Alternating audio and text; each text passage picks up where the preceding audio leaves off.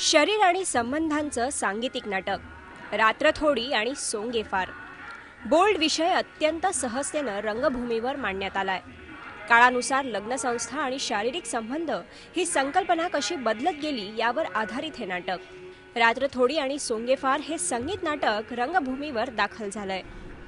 1940च्या आधी लग्न झाल्यानंतर एखादा पुरुष स्त्रीच्या मागे किंवा लग्न झाल्यानंतर त्या कपलची, त्या जोडप्याची नेमकी काय अवस्था होती. काही काळ पुढे लोटल्यानंतर 1960 ते 2000 पर्यंत, 1990 पर्यंत फार फार तर लग्न झाल्यानंतर त्या जोडप्यांची अवस्था काय होती आणि आत्ता सध्या लिव्ह इनमध्ये राहणाऱ्या आत्ताच्या कपलच्या त्यांची अवस्था काय आहे, या सर्व गोष्टींवर हे नाटक आधारित आहे.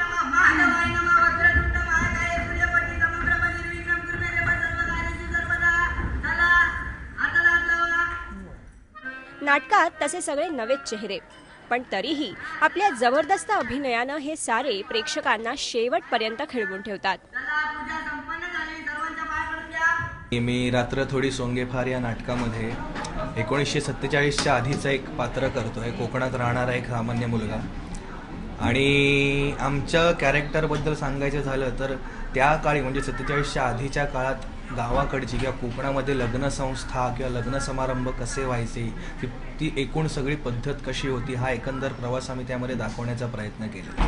त्या काळातली एक गोड सुंदर सोज्वळ अशी मुलगी असं एक कॅरेक्टर आहे ते. पण असे भांडे वाजवणे म्हणजे संकेत असतात मिलनाचे.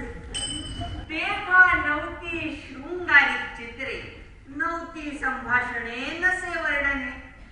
3 काळ दाखवलेत: वर्तमान काळ, भूतकाळ आणि भविष्यकाळ. तर मी वर्तमान काळातली नॅरेटर आहे, सूत्रधार आहे. 3 जनरेशन आणि त्यांचे 3 काळ यांच्यामध्ये होणाऱ्या माणसांचा गुंता, त्याच्यातली मजा, असं सगळं आम्ही आमच्या दीर्घांकात दाखवलंय. ऋषिकेश कोळी लिखित आणि स्वप्नील कोकाटे दिग्दर्शित हे नाटक भारतीय लग्नसंस्था, नवरा बायकोचं नातं यावर भाष्य करतं. आजच्या लिव्ह इन रिलेशनशिपच्या काळात किंवा जिथे समलिंगी संबंधांवर आक्षेप घेणाऱ्या आपल्या समाजसंस्थेमध्ये या नाटकाचा विषय निश्चितच एक वेगळा दृष्टिकोन देऊन जाणार आहे. ब्युरो रिपोर्ट, ABP माझा.